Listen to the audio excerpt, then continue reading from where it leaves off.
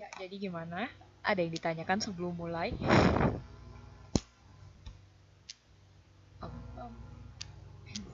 PR-nya jangan lupa sebelum tanggal 20. Jadi masih ada 10 hari lagi buat mengerjakan yang belum.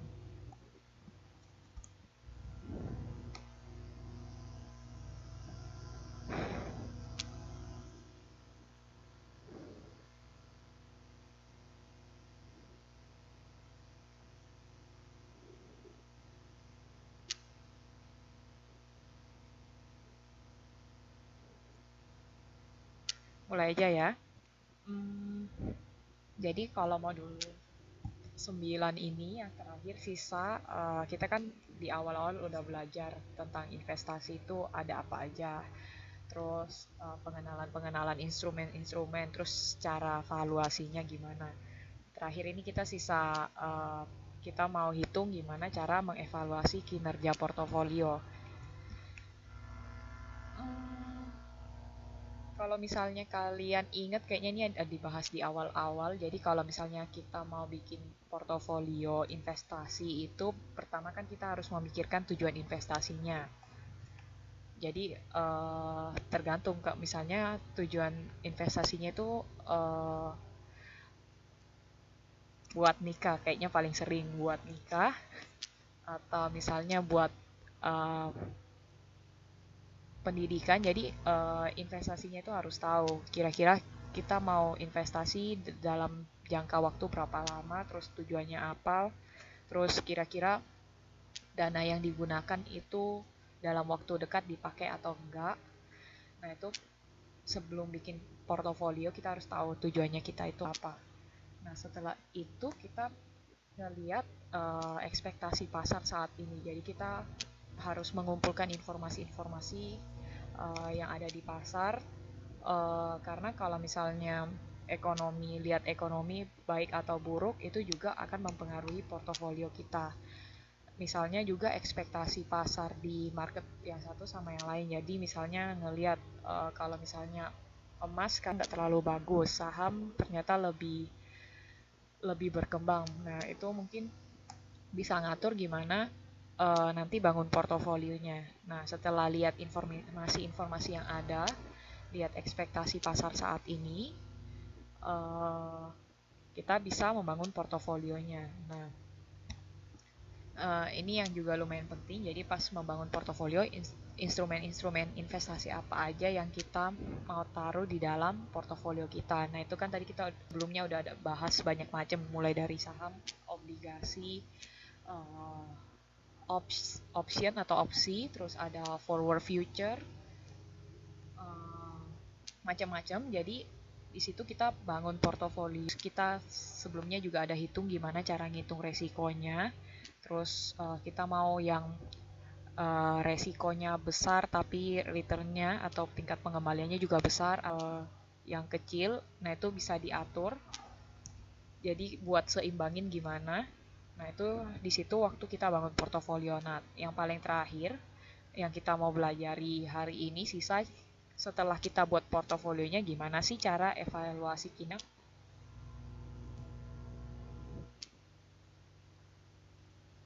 Nah, pertama itu sebelumnya kita harus tahu dulu, karena kita mau lihat waktu tujuannya kan kita perlu tahu, misalnya sebenarnya karena buku ini itu dia itu mengacu kita belajar teori portofolio dan analisis investasi ini kita ini diharapkan bisa menjadi manajer investasi. Nah, kalau misalnya suatu saat kalian ada yang mau jadi manajer investasi, yang paling pertama itu kita harus tahu kliennya kita gimana. Nah, kliennya kita kan pasti investor. Kita itu harus tahu tipe-tipe investor untuk menentukan nanti gimana ngatur portofolionya.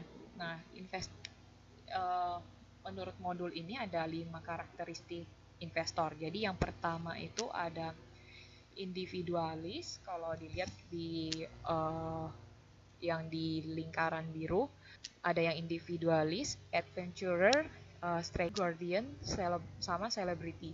Jadi ada 5. Nah, kalau misalnya individualis ini bisa dilihat arah panahnya kan ada yang ke semakin ke atas, jadi yang vertikalnya itu semakin ke atas, semakin confident atau percaya diri. Nah, kalau anxious itu dia semakin waspada biasanya dibilang. Waspada atau was-was. Jadi dia antara confident dan was-was. Jadi makin ke atas makin percaya diri, makin ke bawah makin enggak. Terus kalau misalnya yang horizontal, makin ke kiri itu careful atau hati-hati. Uh, Makin ke kanan itu makin impetuous atau bisa dibilang agak gegabah gitu mungkin. Nah, jadi kalau individualis ini bisa dilihat aja, dia lebih condong ke kiri dan ke atas, artinya dia percaya diri dan berhati-hati. Nah, jadi biasanya kalau yang individualis ini dia tipe investor yang suka melakukan riset sendiri. Karena dia cukup percaya diri dan percaya dirinya itu didukung dengan tingkat kehati-hatian yang tinggi. Jadi sebenarnya kalau kita jadi manajer investasi paling bagus kalau punya investor yang individualis. Karena dia berhati-hati dan confident, jadi paling paling bagus dijadikan klien sebenarnya. Dan dia berhati-hati, jadi kurang lebih dia menghindari volatilitas. Jadi kemungkinan besar ini tipe investor yang aman. Nah, terus yang kedua itu ada adventurer. Jadi dia kalau dilihat dia confident tapi impatient. Jadi artinya confident dia punya keyakinan tinggi, tapi dia nggak berhati-hati. Jadi agak sembrono gitu. Nah, ini adalah tipe investor yang adventure. Jadi suka melakukan suka mendapatkan pengalaman, jadi suka belajar yang baru tapi kurang hati-hati. Nah, terus ada tipe guardian, jadi dia orangnya was-was, jadi kayak kalau misalnya kita punya investor yang guardian itu dia orangnya was-was, jadi dia selalu khawatir. Anxious itu khawatir. Dia selalu khawatir, jadi sebenarnya kurang bagus juga kalau punya investor yang seperti ini. Walaupun dia hati-hati, jadi dia sangat berhati-hati, tapi dia sendiri khawatir. Jadi kalau misalnya dia mempercayakan investasinya ke manajer investasi, dan misalnya kita yang manajer investasinya itu mungkin agak males punya klien yang seperti ini, karena mungkin kita akan merasa kurang dipercaya. Karena yang tipe guardian dan nanti selebriti ini dia orangnya was-was, jadi kayak takut-takut gitu. Jadi mungkin dan kalau guardian ini dia sangat berhati-hati, jadi mungkin akan menanyakan terus investasinya. Nah, kalau selebriti dia udah agak gegabah, dia was-was. Jadi selebriti ini yang benernya paling nggak banget buat dijadiin investor. Cuma kan kalau misalnya kalian jadi investor, jadi manajer investasi, nggak tahu nanti dapat investor tipe yang mana. Nah, terus yang terakhir yang paling seimbang itu straight arrow. Jadi nggak masuk, jadi dia paling straight arrow itu adalah investor yang rata-rata ditemukan di masyarakat, terus dianggap paling seimbang. Nah, bisa aja jadi kalau mau individualis, adventurer, guardian, celebrity sama straight arrow, ingat chartnya aja. Terus jadi intinya kalau kita tahu klien kita kayak gimana, customer kita kayak gimana, investor tipe apa, nah nanti waktu menyusun portofolionya jadi jelas juga. Jadi kalau misalnya dia confident, bisa dipilihin yang agak resikonya agak lebih tinggi. Nah, sedangkan kalau dia orangnya anxious, suka khawatir, nah kita bisa pilihin yang risk free atau yang seperti obligasi yang resikonya rendah. Nah, sekarang kita masuk ke cara perhitungan kinerja. Jadi paling gampang kan kalau misalnya mau evaluasi kinerja portofolio itu artinya sisa ngitung tingkat pengembaliannya. Jadi sisa lihat hasil akhirnya aja, terus dibandingkan dengan waktu awal pertama kali sepakatnya gimana. Nah, rumusnya gampang. Sisa tingkat pengembalian portofolionya sama dengan nilai pasar waktu akhir periode dikurangi yang awal, terus kalau misalnya ada pembagian kas atau misalnya kalau dia beli saham ada dividen, nah itu nanti ditambahin terus dibagi dengan nilai pasar awalnya. Masuk ke contoh, misalnya nilai pasar portofolio pada Januari 97 senilai 15 miliar dan nilai pasar pada akhir bulan Juli 97 senilai 21 miliar. Dan investor memperoleh pembagian kas sebesar 1 miliar. Oleh karenanya tingkat pengembaliannya sebagai berikut. Jadi masukin aja rumusnya. Pertama kan 21 miliar, terus yang akhir bulan Juli, terus waktu kesepakatan awal 15 miliar, jadi dikurangi 15 miliar ditambah dengan ada pembagian kas 1 miliar dibagi 15 miliar. Jadi artinya tingkat pengembaliannya dari Januari sampai Juli itu sebesar 46,67%. Nah, itu cara gampang buat evaluasi kinerja. Terus, nah, waktu menghitung tingkat pengembalian dengan waktu pendek seperti 1 bulan atau tribulanan atau 3 bulanan itu disebut dengan tingkat pengembalian subperiode. Nah, kalau misalnya kita mau menghitung rata-ratanya, nah itu ada 3 cara atau 3 metode. Yang pertama itu aritmatika, yang kedua itu penimbang waktu atau rata-rata geometrik, yang ketiga itu penimbang dolar. Nah, kalau misalnya dia metode aritmatika ya gimana? Jadi kalau metode aritmatika itu persis dengan cara rata-rata, biasanya kita hitung rata-rata gimana. Jadi ditambahin aja semuanya, tingkat pengembaliannya, terus dibagi dengan berapa jumlah periode subperiode selama periode evaluasinya. Jadi misalnya masuk contoh aja, reksadana memiliki tingkat pengembalian 18% pada tahun 19X1, mungkin 1991, 15% X2, dan minus 15% X3. Nah, kalau misalnya mau hitung tingkat pengembalian aritmatika, artinya ya hitung aja rata-ratanya biasa 18 tambah 15 kurang 15% bagi 3. Nah, nanti ketemu 6%. Jadi kalau ditanya metode aritmatika, pakai yang hitung rata-rata biasanya kita pada umumnya. Terus ada metode yang kedua itu metode penimbang waktu. Jadi biasanya dikenal juga dengan rata-rata geometrik. Nah, kalau misalnya pakai metode penimbang waktu itu dia mengukur tingkat pengembalian yang compound selama periode evaluasi dengan asumsi seluruh juga disebut rata-rata tingkat pengembalian geometrik. Nah, bedanya dia sama aritmatika itu jadi kurang lebih kayak kita nabung uang di bank, terus bunganya berbunga, jadi artinya bunga berbunga.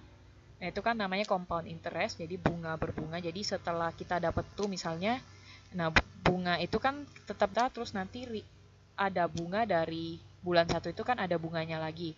Nah, itu kenapa kita menggunakan metode penimbang waktu. Jadi kurang lebih kalikan kembali yang kita dapatkan, terus ada tingkat pengembaliannya tersendiri, jadi misalnya ada bunganya. Nah, itulah yang disebut dengan rata-rata menggunakan metode penimbang waktu. Nah, kalau misalnya kita matematika kuadrat itu sama dengan rata-rata dari geometrik kuadrat ditambah dengan yang error. Jadi ada perbedaan kan dari geometrik dengan aritmatika. Nah, untuk menyamakannya itu gimana? Geometrik kuadrat ditambah error kuadrat sama dengan aritmatika kuadrat. Jadi kalau misalnya semakin tinggi tingkat pengembalian yang diperoleh, jadi artinya pasti errornya juga semakin tinggi. Jadi kalau misalnya aritmatika makin tinggi, bisa errornya juga makin tinggi. Nah, kalau misalnya pakai contoh yang tadi, yang sebelumnya, untuk ngitung menggunakan rata-rata geometrik, sisa masukin rumusnya aja, jadi 1 plus 0,18 atau 18%, terus dikali 1 plus 15%, dikali 1 dikurangi karena minus 15%, terus dipangkatkan sepertiga dikurangi 1. Nanti ketemu rata-rata geometriknya 4,87%. Karena kenapa lebih kecil? Karena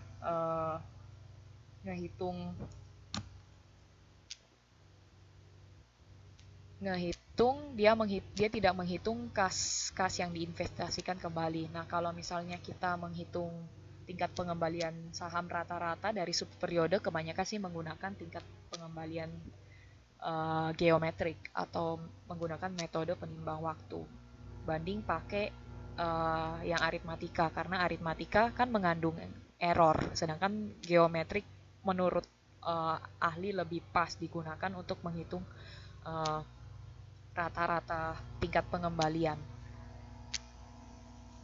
Nah, yang terakhir ada metode penimbang dolar atau IRR. Kalau misalnya kayaknya kalian harusnya di manajemen keuangan pernah belajar IRR. Jadi sebenarnya IRR ini atau internal return itu dihitung dan mencari tingkat pengembalian yang membuat present value dari arus kas seluruh subperiode ditambah nilai akhir portofolio harus sama dengan nilai awal portofolio. Kalau misalnya IRR ini, kalau kalian ingat rumus obligasi, cara ngitung YTM kurang lebih pasti pakai IRR.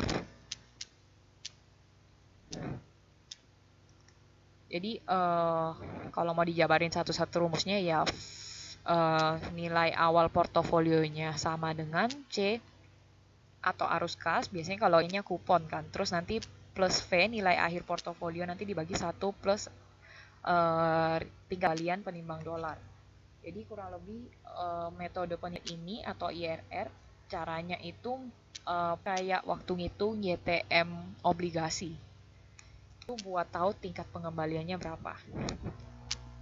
Menggunakan metode penimbang dolar. Masukin contoh, jadi misalnya portofolio nilai pasarnya 100.000 awal Januari 97.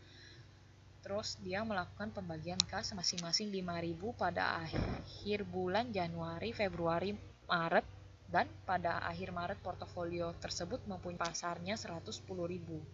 Maka gimana cara ngitungnya? Bisa pakai masukin rumus dulu, terus kan ingat waktu kita hitung YTM, kalau misalnya kalian nggak punya kalkulator finance, itu bisa pakai metode sama metode kira-kira yang dulu pernah di Opsin. Nah, kurang lebih caranya pakai itu buat ketemu.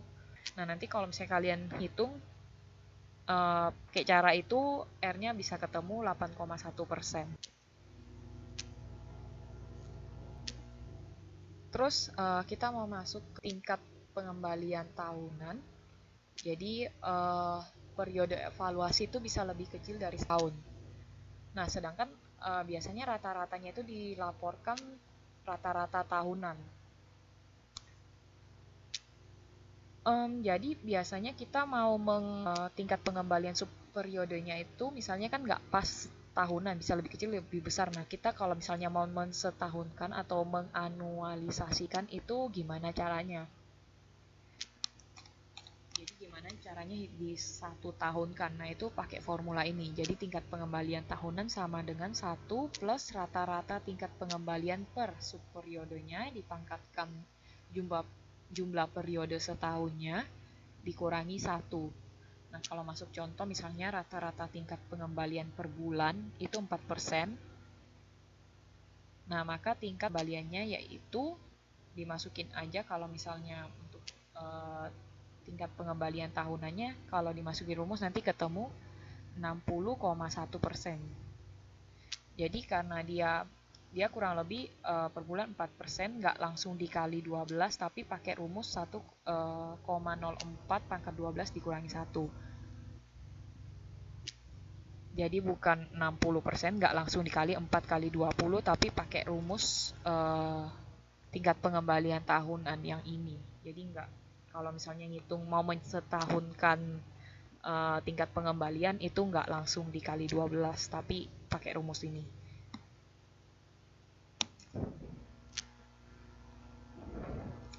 Nah, terus kita masuk ada beberapa cara untuk mengevaluasi kinerja portofolio.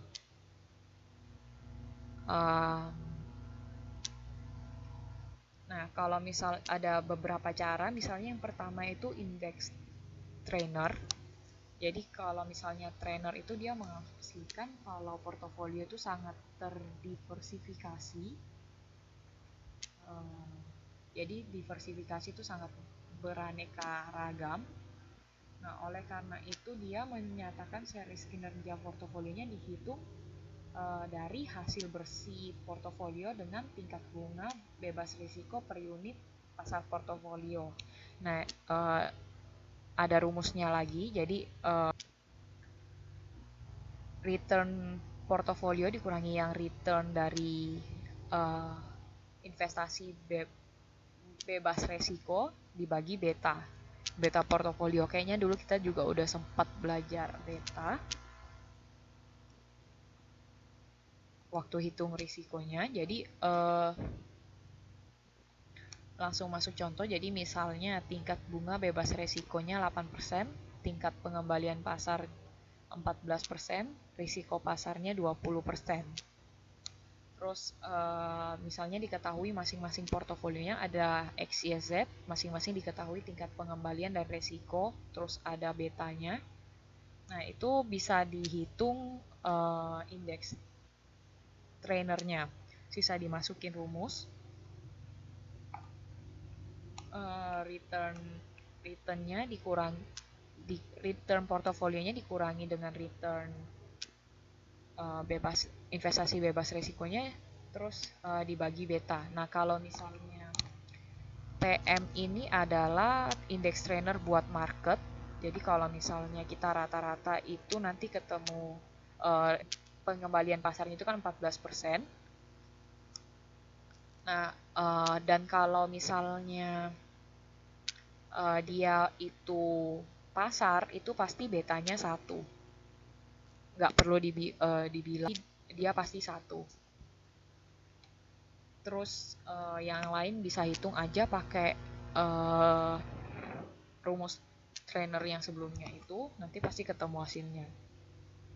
Nah, nanti gimana lihat cara mengevaluasinya, sisa bandingkan dari X, Y, Z sama yang pasar.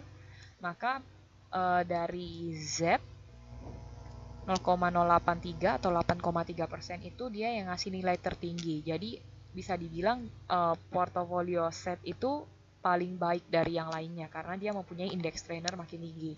Jadi kalau indeks trainer ini makin tinggi dia makin bagus. Tingkat pengembaliannya makin tinggi tentu saja makin bagus.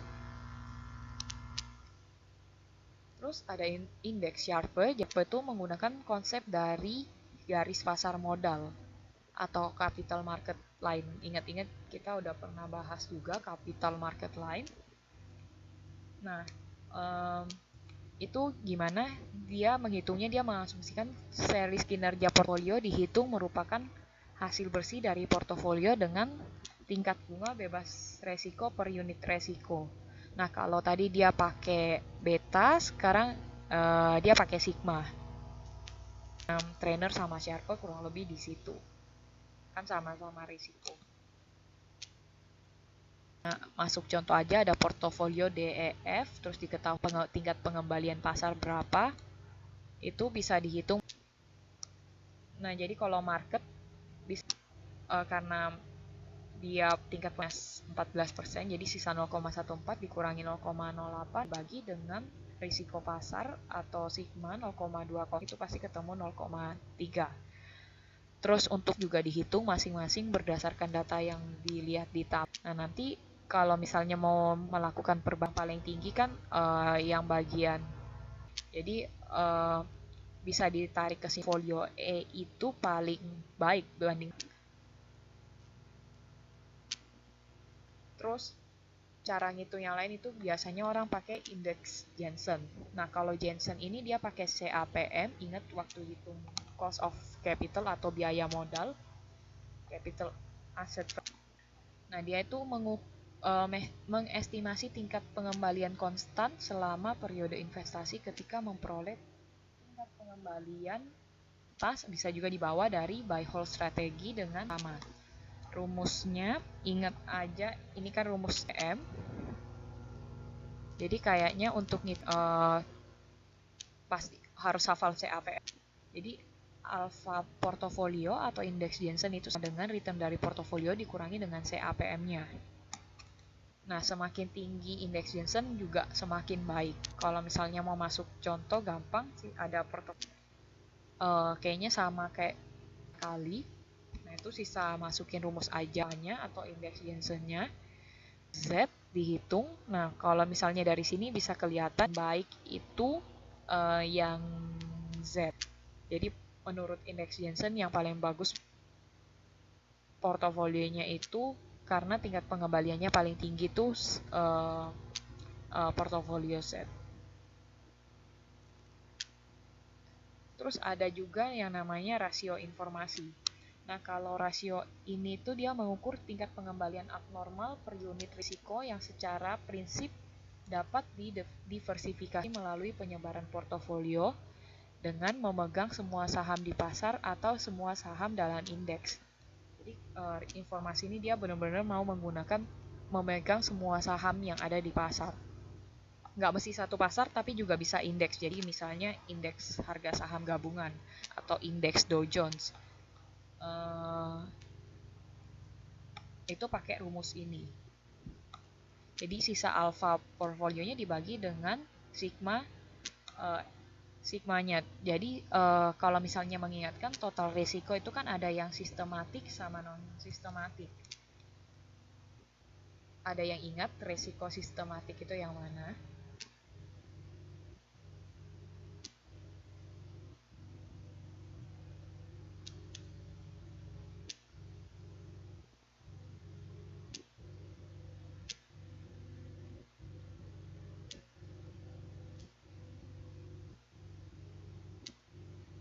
Risiko yang tidak bisa diubah. Ya artinya kalau yang non sistematik yang bisa diubah.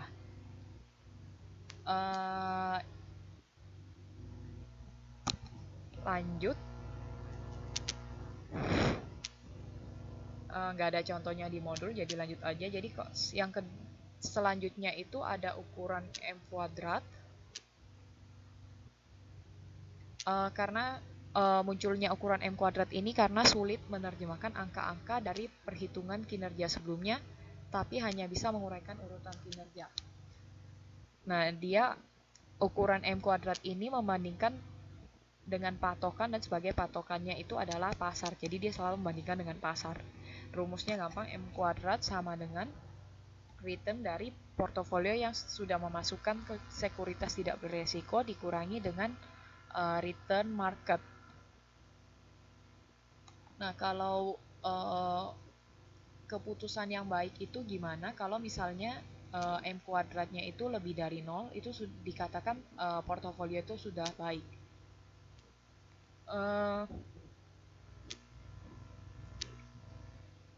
Jadi kalau misalnya RP ini ingat aja dia udah memasukkan sekuritas atau investasi yang tidak beresiko. Jadi termasuk yang obligasi atau yang dari punya obligasi pemerintah. Obligasi pemerintah itu kan dianggap bebas resiko. Nah, itu dia menggunakan ukuran M kuadrat ini kalau dia sudah memasuk dalam portofolio itu ada investasi yang nggak beresiko. Makanya baru pakai ukuran ini. Terus ada juga jejak bekicot. Nah, jadi metode ini merupakan aplikasi dari risiko dan tingkat pengembalian. Nah, jadi untuk apa snail trail ini? Jadi untuk melihat perbaikan atau tidak ada perbaikan yang dilakukan manajer investasi sepanjang waktu. Nah, ini kalau misalnya kita jadi investor terus kita mempercayakan uang kita ke manajer investasi, biasanya untuk menilai manajer investasi tersebut kita pakai jejak bekicot atau snail trail. Nah, untuk memahami jejak bekicot ini diperlukan data yang panjang. Jadi nggak bisa jangka pendek. Jadi kita benar-benar butuh data dalam periode yang jangka panjang untuk benar-benar bisa menghitung resikonya.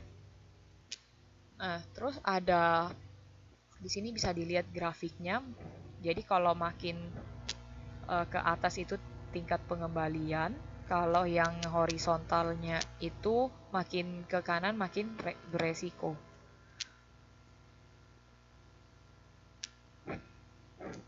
Um, ada kuadran 1, 2, 3, dan 4. Jadi kalau misalnya gampang kuadran 1, kalau misalnya hasilnya itu di kuadran 1 artinya dia itu resikonya rendah, terus tingkat pengembaliannya tinggi. Nah, ini yang paling diharapkan, kinerja yang paling diharapkan. Sedangkan kalau misalnya kita lihat kuadran 3, ini yang paling nggak diharapkan karena dia udah resikonya paling besar, malah tingkat pengembaliannya kecil. Kalau yang kuadran 4 sama kuadran 2 itu kurang lebih bisa diterima karena makin besar resiko kan biasanya, makin besar tingkat pengembalian kan makin besar resiko, atau kalau mau yang aman resikonya kecil biasanya tingkat pengembaliannya juga kecil. Nah, tapi yang kita harapkan kalau kita menyusun portofolio adalah yang kuadran 1. Kalau bisa tingkat pengembaliannya tinggi tapi resikonya kecil. Nah, terus kalau misalnya pengembalian bulanan itu sisa lihat nilai aktiva bersih, terus yang saat ini terus dikurangi dengan nilai aktiva bersih sebelumnya dibagi dengan nilai aktiva bersih sebelumnya yang awal. Terus kalau mau hitung resiko, bisa pakai rumus sigma ini, jadi akar dari sigma pada periode T dikurangi dengan tingkat pengembalian karena ada garis di sini rata-rata, jadi di rata-rata terus di kuadrat dibagi dengan jumlah dikurangi 1, jumlah periodenya dikurangi 1 terus dikali square root dari 22.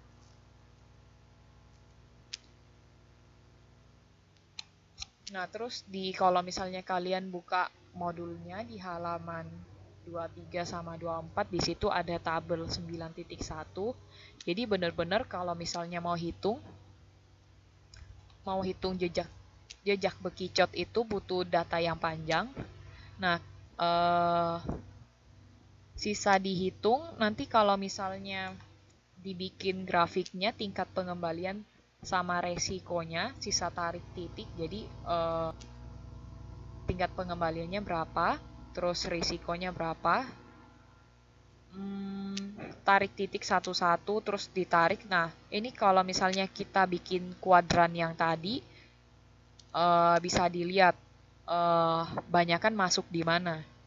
Nah, kalau misalnya dia di kuadran 1 itu artinya bagus, kalau di kuadran sini artinya dia jelek. Nah, ini kurang lebih masih oke, walaupun ada yang resikonya besar tapi tingkat pengembaliannya masih lumayan mengimbangi.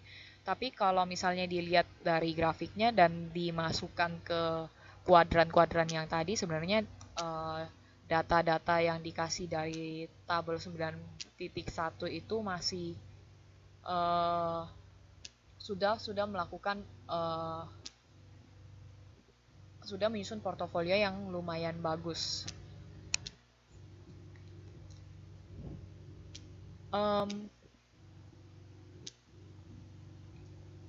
Terus sebenarnya di modul ada lagi tentang market timing, cuma kayaknya nggak terlalu perlu dibahas. Jadi itu sebenarnya dia cuma ngasih teori gimana sih cara, sebenarnya bukan juga gimana caranya, tapi menggunakan statistik. Jadi nanti kalau misalnya dilihat di rumusnya itu ada D, jadi ada dummy variable. Kalau kalian belajar statistik itu benar-benar butuh data yang lumayan. Jadi dummy variable itu kurang lebih kalau misalnya kita bikin data, misalnya kita melakukan penelitian terus oh ya, kalian ada yang tahu nggak dummy variable itu gimana? Jadi kan kalau misalnya kita melakukan melakukan penelitian, ada variabel terikat, terus ada variabel kontrol, terus biasanya ada yang disebut dengan dummy variable. Kalian kira-kira tahu nggak dummy variable itu apa?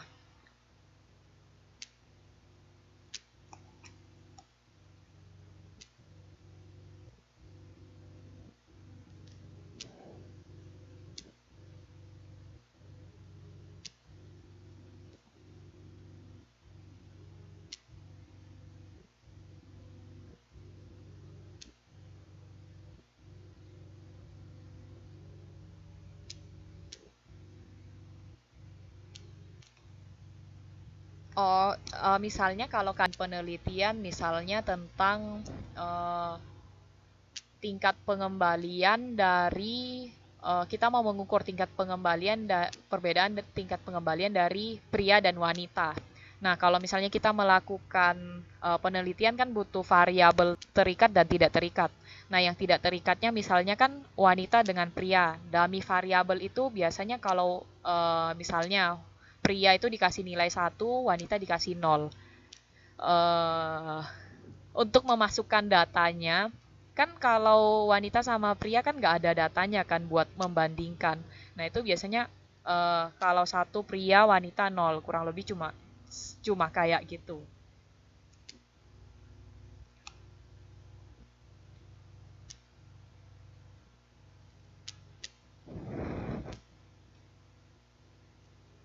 Biasanya untuk perbandingan sih dummy variabel itu dimunculkan. Jadi misalnya kita mau mengukur misalnya eh, lebih pinter mana orang yang makan vitamin sama yang tidak makan vitamin. Nah, waktu kita memasukkan data kan nggak mungkin bilang orang yang memasukkan vitamin, tapi kan semua mesti diubah jadi angka. Nah, misalnya kita memasukkan dummy variabel. Jadi, karena nggak ada data yang persis satu itu, misalnya orang yang minum vitamin, nol itu yang nggak minum vitamin. Itu kurang lebih dummy variabel. Nah, kalau misalnya lihat-lihat market timing, pasti dia akan ingat-ingat kita mau menentukan dia bearish atau bullish. Ingat-ingat aja istilah-istilahnya bearish yang mana. Kalau turun itu bearish, kalau yang naik itu bullish. Tapi kayaknya kalau untuk menghitung kayaknya nggak dibutuhkan. Kalau kalian mau hafal ya sisa hafal rumusnya, tapi mending hafal yang lain dulu baru hafal yang ini. Walaupun agak mirip-mirip CAPM tapi tetap beda.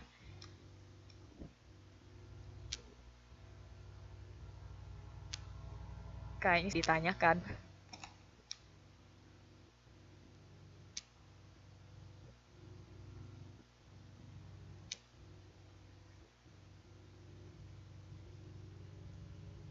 Berubah-ubah atau tidak tetap? Semoga tidak. Harusnya sih enggak sih. Kalau market timing enggak harusnya enggak keluar soalnya enggak terlalu penting sih. Ya maksudnya mungkin beberapa orang yang pakai penting tapi untuk secara umum biasanya enggak dipakai. Ini kayaknya dia cuma sedikit tambah penulis bukunya hanya untuk menambah informasi tapi nggak terlalu dipakai. Ya ini cuma 25 slide, 38 menit selesai bahkan nggak sampai. Ada yang ditanyakan nggak? Cepet,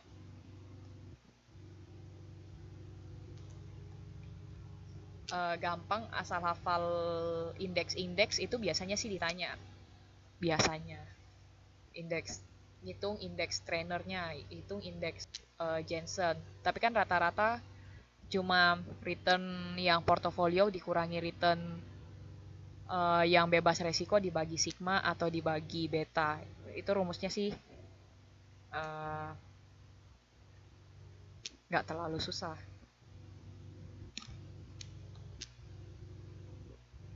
Jadi ada yang ditanyakan?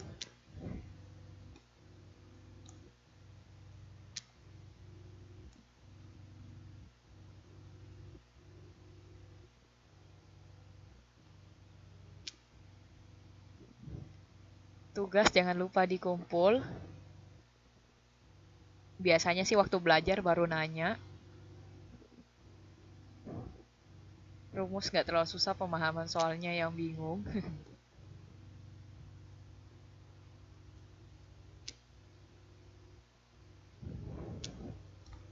Ya nggak apa-apa, nanti pertanyaan bisa nyusul waktu kalian belajar.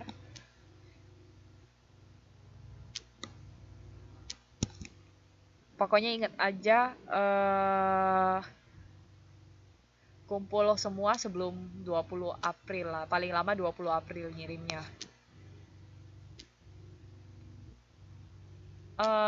Kalau cek nanti setelah ini saya cek kalau tugas 3 eh, yang awal-awal sih udah dikoreksi. Jadi yang salah benernya karena ada yang ada soal yang nggak ada jawabannya, maksudnya yang di nggak ada, tapi saya tahu kalian mungkin berusaha ikut karena itu dibilang jawaban yang benar, nggak apa-apa saya benarkan, cuma nanti saya perbaikin yang mana yang nggak sesuai.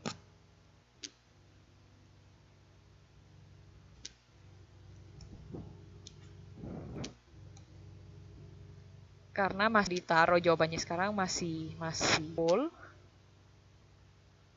tapi menurut saya sih tugas 3 ini kan cuma sedikit hitung-hitungannya dan hitungnya pun pakai pakai rumusnya nggak terlalu susah, cuma bagi-bagi dikit gitu. Nggak susah lah. Jadi kalau bisa ya waktu untuk tugasnya dipakai untuk baca-baca modulnya aja. Bagi kurang ya.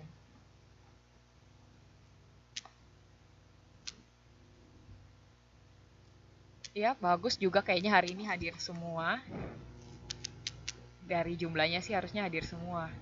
Iya, hadir semua kok harusnya.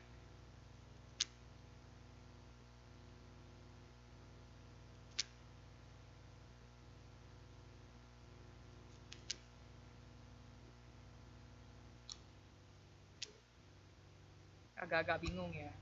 Nggak apa-apa, kumpul dulu lah nanti. Yang penting udah kerja dulu, yang penting tahu udah kerja.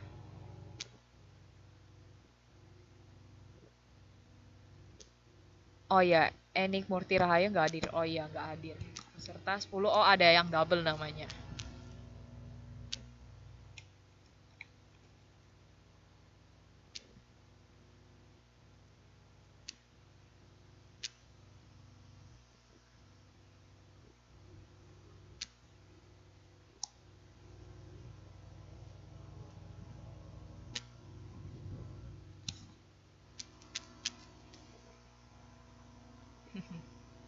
Fitriana yang double. Nggak apa-apa, jadi beres sih artinya. Teori portofolio bisa bisa lulus kalau bisa A semua sih. Asal kumpul tugas dan cukup benar harusnya harusnya A. Dari saya sih A.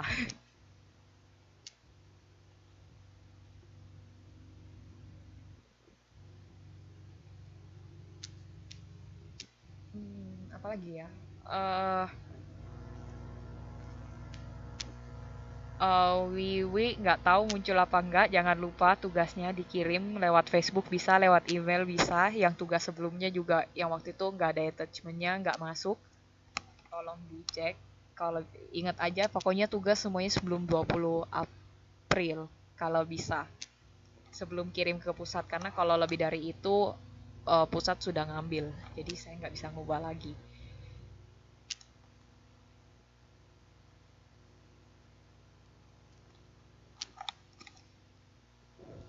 Sama oh ya lupa ngirim soal yang dapat dari internet nanti kirim ke Mbak Satini ya. Nanti tolong disebarin ke yang lain. Tapi juga nggak tahu itu soal nggak tahu soal dari internet. Nanti kirim aja. Habis ini saya langsung kirim biar nggak lupa. Oh sama, oh ya pas bilang karena yang minggu kemarin PTM nggak bisa ketemu, tolong chatting atau email saya bilang alasannya kenapa nggak dateng. Kalau udah nggak apa-apa, saya udah nggak ngasih tugas, sisa laporan aja nanti saya anggap hadir. Karena katanya kalian tugasnya banyak.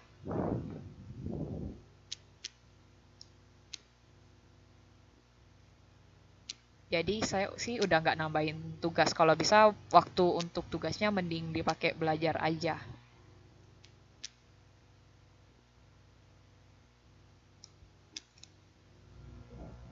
Ya, jadi yang nggak masuk TTM kemarin biar nilai partisipasinya nggak berkurang, tolong laporan aja kenapa nggak datang. Ada beberapa yang udah laporan, kalau udah ya udah saya tulis kok yang mana yang udah, yang mana yang belum. Oke, gak ada yang ditanyakan, kelasnya selesai. Senang bisa mengajar kalian.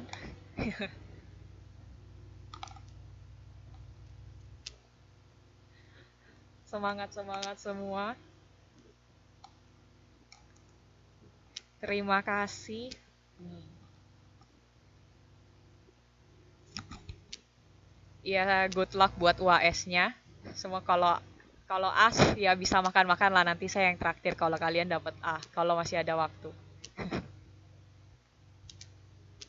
Jadi nanti kalau misalnya ada yang dapat A terus punya waktu kosong, saya rencana pulang Indonesia bulan 7. Jadi kalau misalnya ada yang kosong bisa saya traktir deh, laporan aja siapa yang dapat A, nanti saya traktir makan deh. Jadi belajar belajar yang rajin ya. Saya harapannya semua yang ikut teori portofolio dapatnya A. Gak apa-apa. Biar penyemangat, biar penyemangat.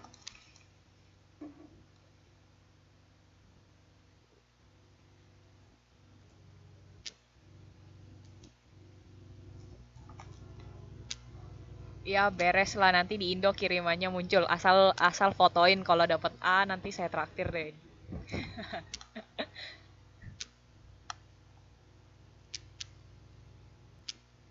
Ya kalau nggak dapet A ya ya sudah. Kan kan belum. Jadi harusnya masih semangat belajar.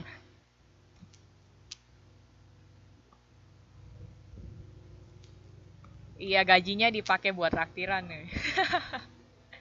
Gak apa-apa, yang penting kalau bisa semua A traktir nggak masalah deh. Oke? Artinya sampai sini semua bisa istirahat. Jangan lupa belajar aja. Yang tugas tolong tugasnya. Kalau nggak nilainya sayang banget. Terima kasih banyak. Semoga bisa ketemu lain kali. Ya, yang belum ketemu semoga suatu saat bisa ketemu. Terima kasih.